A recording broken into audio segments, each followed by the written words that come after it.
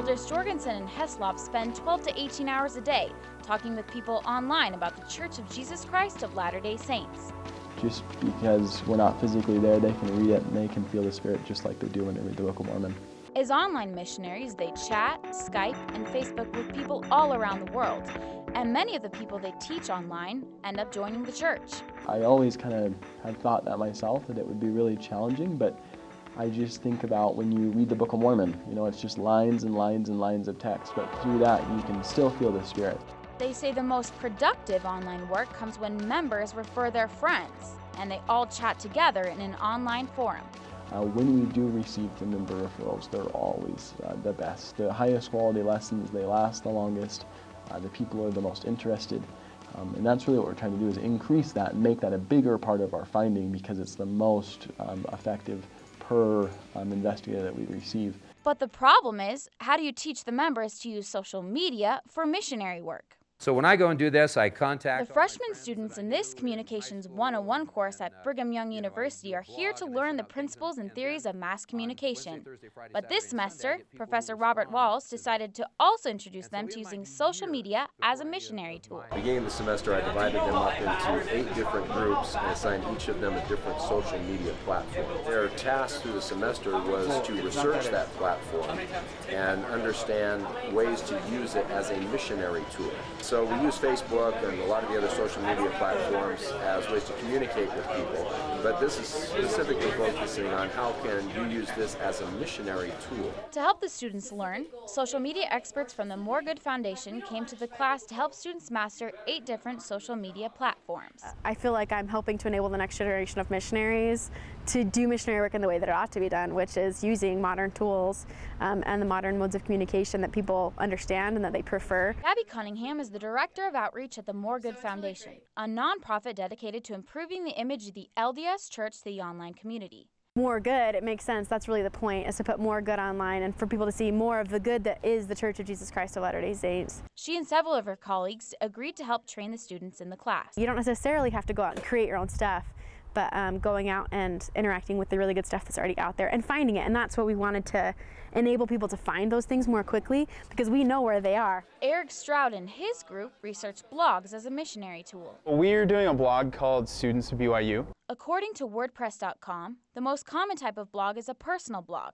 This is a type of blog that hosts personal stories that people find funny and of personal interest. Essentially, the blog's entire purpose is to show people that LDS people are not that weird. When the writer puts a piece of themselves into their writing, repeat visitors feel an ownership and loyalty to the blog, a personal connection to the writer, and a perfect opportunity to share personal spiritual experiences. Social media is like an untapped well of wonderful things that the church is still heading towards tapping. With social media blogging, you're able to tell a story.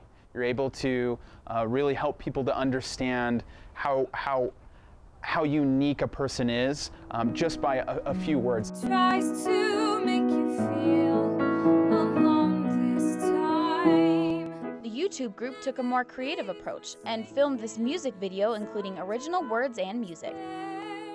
His love is free to be taken, no matter when or where. We created our own YouTube channel that is based on musical Mormons and kind of about different people that have maybe had like a different trial that's tough in their life, but how they overcame it, and that are also musically gifted, and so kind of sharing their talents along with their testimony. Because I think there's kind of a different language that you speak when you're a musician. Just call out his name and trust it's all in his hands. The development of the internet has created a shift in loyalty among consumers. Only 14% of people trust advertising from official sources, so that might not be what people are searching for. But 70% of people trust online peer reviews written by strangers, and 92% trust recommendations from friends and family. We trust people who are like us, who are relatable, and we perceive that they are free from bias, or at least have less bias than official organizations. So in answer to your question, why do I believe in this movement? It's because I believe that though I may be in a dark suit right now, that it's when I'm out of my suit that I may have more credibility with a broader group of people. As the students became more familiar with using the social media networks, they began the next phase of the class assignment, a family home evening to teach other young adults how to become online missionaries. To advertise the expo and give students some practice, Professor Walls reserved 8 tables for them in the Wilkinson Student Center. This dress rehearsal drew a lot of interest and built momentum for the main event, a family home evening activity called the LDS Share Expo. We've been planning to do the expo from the beginning. It just has gotten bigger and bigger, and so I'm working side by side with Bob to make it happen, essentially. So Morgan Foundation is sponsoring along with the communications department, and so everything from getting the t-shirts made to kind of figuring out the goals and stuff. The students continue to advertise by contacting most of the 270 bishops in the 25 young single and young married stakes that surround BYU's campus. They emailed them a flyer to put in their programs and asked them to announce it in sacrament meeting. They also invited people on Facebook and asked them to pre-register for the conference. The students arrived 2 hours early to hang signs and banners and set up their booths. Donations from the Department of Communication and the Morgood Foundation allowed the class to purchase nearly 3,000 cookies for the event. They hung posters and put up balloons throughout the entire second floor of the Wilkinson Center and set up mini classrooms in the terrace and in several rooms on the 3rd floor. The students nervously waited, not sure if anyone would show up, but just before 7 p.m., lines at the registration booth started forming. Before they knew it, young adults interested in learning the skills of online missionary work swarmed in. Hey guys, welcome to the LDS Share Expo. Those who registered got a lanyard and name tag for the event. But this isn't your average name tag. The back acts as a punch card. At each booth you can get a punch when you do the activity, get 20 punches, and you can enter into a drawing for something like this waterproof camera. Resharing it with people. For 2 hours, the BYU students and Morgood volunteers taught classes about social media platforms and provided suggestions and opportunities to do online missionary work. I'm so excited to see this many people show up tonight. And I'm hoping that all these people are getting something out of this. The students at this booth taught visitors how to use TweetDeck as a way to organize information coming in on Twitter. So when I tweet this, we're going to see it pop up here in the BYU feed, as well as the LDS Share Expo feed. So I will tweet, boom. There you are. And there it is. Is this your selfies? This group came up with an interactive way to show people how to use Instagram as a missionary tool. You stand in this photo booth, take a selfie, and show people that you're Mormon, or even a goofy Mormon. What we're looking at doing here is just letting our friends and neighbors know what's important to us. And we can do that on social media. You can, on your Facebook page, you can put up the things that you do in your life, just your everyday life. If your little brother got baptized, put up pictures of it. If you're going to the temple to get married, put up pictures of it. And let people be curious about what it is about your life that makes you the way that you are. When they ask questions, then that's an opportunity for you to talk about gospel principles. The full-time missionaries also had a booth at the expo, perhaps one of the most popular destinations.